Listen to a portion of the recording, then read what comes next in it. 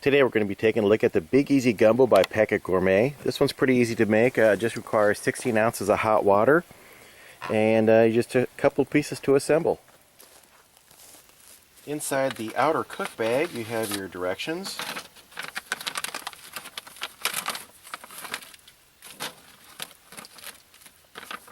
The cook bag. Here is some turkey broth, Tabasco if you want to add that later, olive oil, and then your bag of gumbo parts. So this is pretty interesting. The most, if not all of this, is freeze-dried. Clearly the chicken or turkey, I'm not sure which it is, I have to read the thing, and I think that might be okra, is clearly freeze-dried. And I'm looking to see if there's any other bits in here that I can identify. I'm not sure what that brown stuff is on the top left there, but anyhow, let's get it in a cook bag. Alright, the next step is to pour your turkey, oh man, I hope I don't make a mess here, bouillon base kind of stuff in there.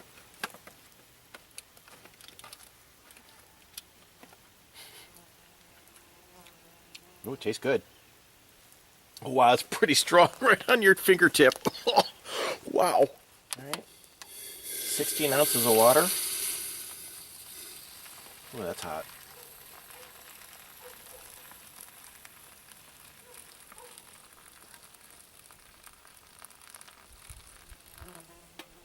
Well, 15 minutes has elapsed and this is what it looks like in the bag. I'm going to go ahead and pour it in this pot so we can have a better look at it. If I can get a hold of the... Here we go. It is still scorching hot. That Reflectix bag really keeps it warm. So we got a lot of rice, a little bit of corn. Ooh, I did not get that mixed up. I'm going to go ahead and... It was so hot, I forgot my long spoon at home. I would have stirred it up a little better. So I'm going to go ahead and break this apart some more so it smells really good. It smells just like gumbo, so that's good to know. Alright, I'll be back in a bit. Go ahead and give this a try. And that is really good. It's that okra that really gives it that gumbo flavor. Now, I did not put the Tabasco in it. This is pretty bland from a gumbo standpoint right now. Not spicy at all. Has that nice smoky gumbo flavor to it, but no heat. So I usually would never add Tabasco, but I'm going to go ahead and do it because this just needs a little bit more spice. Put that whole packet of Tabasco in there. This is pretty good. I mean, it's 16 ounces of liquid, so it's not overpowering it. It's okay with the Tabasco. I think something like Cholula's or maybe a Texas Pete. I'm trying to think of that hot wing sauce would be really good in here. Anyhow, this is fabulous. I would say definitely give it a try if you like gumbo. Howdy, it's Fernbark, and today I'm once again back up at Morningwood. I was debating whether or not to come here because it's going to be hot.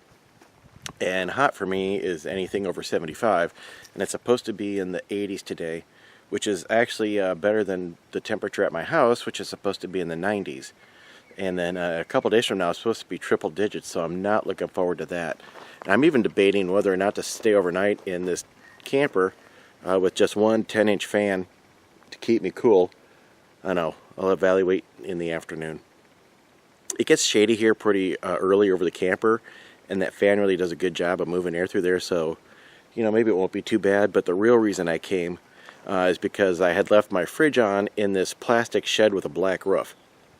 So I didn't want to leave that thing working full tilt for no reason when it's 100 degrees outside, and God knows what that's going to be inside.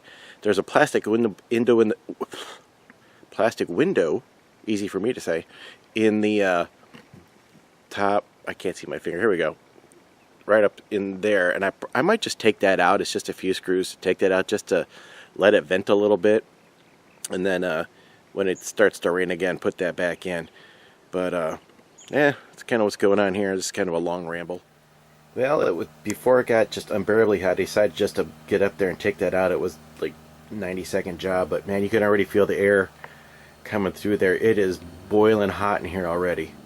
I have a couple of computer fans that I'd love to stick up there just to help force the air out, but I just converted everything to 24 volt and those fans are 12, so I'm kind of like, ugh. Finally remembered to bring my hedge trimmer, so I'm going to do some trimming down there. You can't, I mean, I could probably do it with a weed whip, but it just splatters, it makes a nasty mess. That stuff is really thick, so I'm just going to hedge trim it. So I'm just walking down the drive here, just taking a look around, and I see this on the ground right here. Yeah, that wasn't left by Bambi. So I look around a little bit more, and yeah, that actually was a leafy bush about a week ago, and that this elm or I don't know. Yeah, this thing's been gnawed right down to the ground. Well, we'll see if the camera picks this up, but this road just got trashed by the elk. They came down right here, so they just brought all this dirt down, and then they just stirred up this whole road. That's something else. I hope this picks it up, but yeah, it's just hoof prints galore. It looks like, I don't know, what something came through here. Well, this is weird. I went down a little farther down the road, and everything is dry except for this one wet spot. So, well, I wonder if they just came by this morning.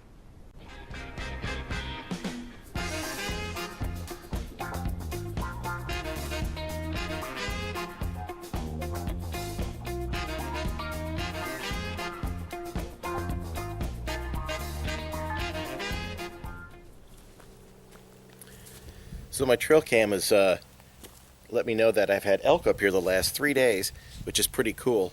I don't know if they'll show up again today, but they've been showing up during the daylight.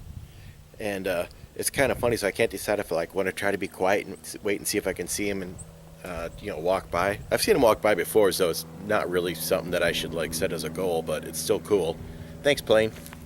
I'm up here in the woods, and a lot of times I hear stuff going around out in the brush or making noise, and it always startles me and makes me look.